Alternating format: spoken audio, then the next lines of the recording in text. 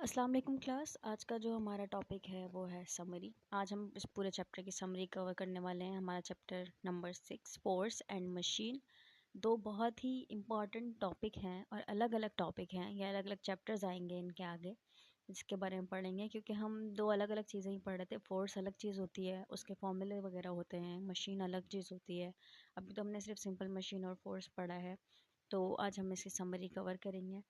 ये पूरा जो समरी में आपको दिख रहे हैं सारे टॉपिक्स में डिटेल वीडियो बता चुकी हूँ, समझा चुकी हूँ। चलिए हम कवर करते हैं। फर्स्टली हमने पढ़ा था फ्रिक्शन के बारे में।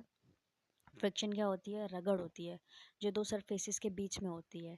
ठीक है, अगर हम दो सरफेसेस मतलब कि अगर हम रोड ले लें और एक बॉक्स ले लें, तो बॉक्स और रोड का सरफेस आपस में टकराएगा, लगा हुआ होगा एक दूसरे से। बॉक्स और रोड एक दूसरे से चिपके हुए होंगे।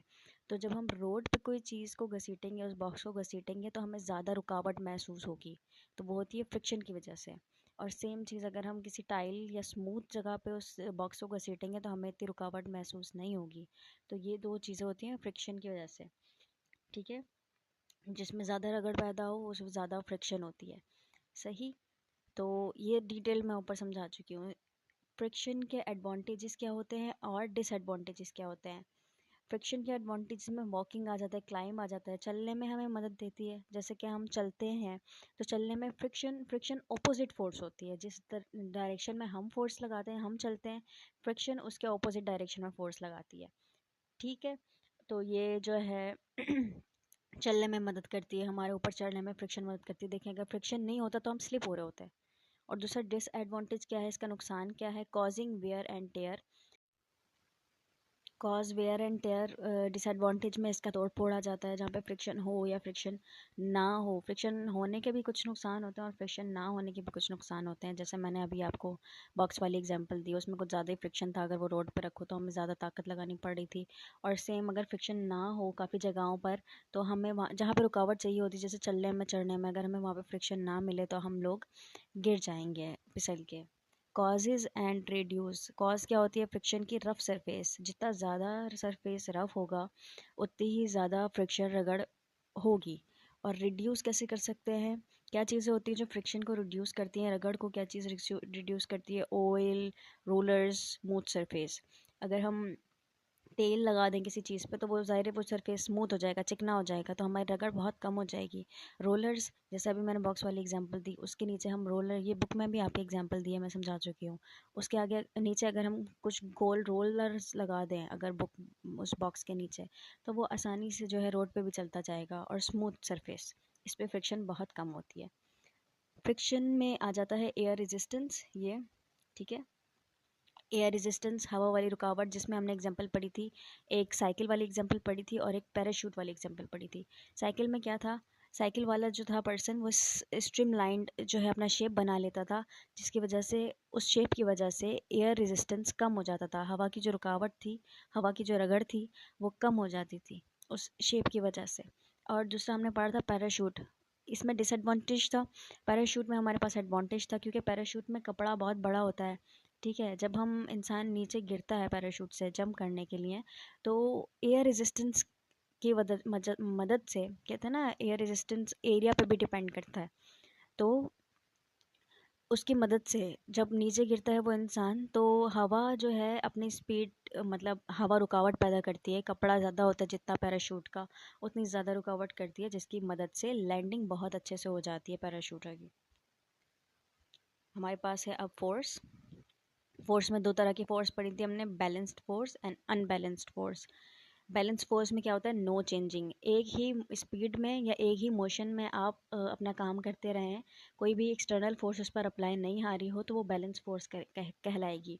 अनबैलेंस फोर्स मतलब ऐसी फोर्स जिस पर कहीं थे कोई चेंजिंग आ गया, जैसे कि आप एक ही स्पीड में साइकिल चला रहे हैं, एयर रेजिस्टेंस आपको टकरा रही है और आप अपनी स्पीड में साइकिल चला रहे हैं। ठीक है, अब जब आप अचानक से एक्सेलरेट करना शुरू कर देंगे अपनी साइकिल को, खड़े होकर ज़ोर ज़ोर से साइकिल चलाना शुरू हो जाएंगे, तो वो कहेंगे कि आप अनबैलेंस्ड फोर्स में चले गए हैं, इक्विलिब्रियम अनइक्विलिब्रियम में चले गए हैं। इसके अलावा एक और एग्जांपल, जैसे हमने टग ऑफ वॉर देखा था, रस्साकशी का खेल। दोनों तरफ 3-3 बंदे थे, दोनों तरफ से सेम फोर्स लग रही थी। अगर एक तरफ हम 3 बंदे रख दें और एक तरफ 4 बंदे रख दें तो अनबैलेंस हो जाएगा। तो जो जहाँ पे ज़्यादा फोर्स लगेगी वहाँ पे वो वाली टीम जीत जाएगी। तो इसको बोलेंगे हम अनबैलेंस्ड फोर्स। अगला है हमारे पास सिंपल मशीन समरी में। सिंपल मशीन हमने पढ़े थे 3 काइंड के। पहले लिवर पढ़ा था, वेड्ज और इंक्लाइन प्लान। ये 3 हमने शेप्स पढ़े थे सिंपल मशीन में और काम कैसे करते हैं। First kind, second kind and third kind of liver, ठीक है। फर्स्ट काइंड फुलक्रम बिटवीन, बीच में होता है। फुलक्रम वगैरह सब समझा चुकी हूँ। लोअर डिफर्ड क्या होता है सब समझा चुकी हूँ। Lowered is in between. Second kind में जो है बीच में लोड होता है और एफर्ट और फुलक्रम साइड में होते हैं। और थर्ड काइंड में क्या होता है, effort is in between. Effort बीच में होता है और फुलक्रम और लोड साइड में होता है।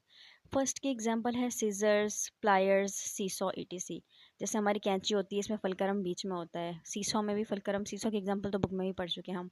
और प्लायर्स मतलब कि क्या कहते हैं उसे, पेचकस, प्लास, सॉरी, हाँ प्लास। तो वो भी हमारी first kind of simple machine है। सेकेंड काइंड में क्या आता है, नट क्रैकर, ठीक है। इसमें लोड बीच में आ जाता है, हम नट को बीच में रखते हैं। व्हील बैरो वगैरह। थर्ड काइंड में आ जाता है ह्यूमन आर्म, ब्रूम ETC, हमारा बाजू, ठीक है। ये एग्जांपल बुक की ही हैं। और झाड़ू वगैरह। वेड्स क्या होती है शेप सिंपल मशीन में, wedges double incline plan with sharp edges. एक्स इसकी एग्जांपल थी कुल्हाड़ी, ठीक है। एक्स जैसे यूं बना हुआ था, सही।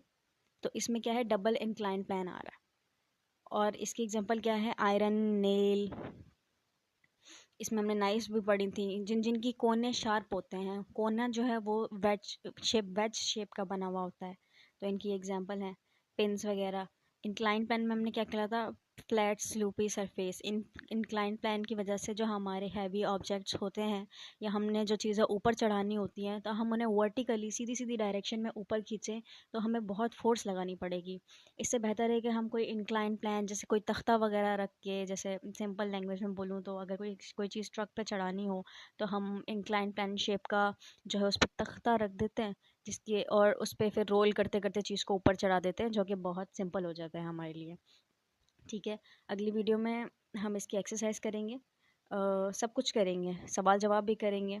मैंने देखा है मोस्टली लोगों ने इसके क्वेश्चन आंसर्स नहीं करवाए हुए, सिर्फ ब्लैंक्स करवाई हुई हैं और टिक कर करेक्ट और वो करवाए हुए। बट मैं इसके सवाल जवाब भी करवाऊँगी।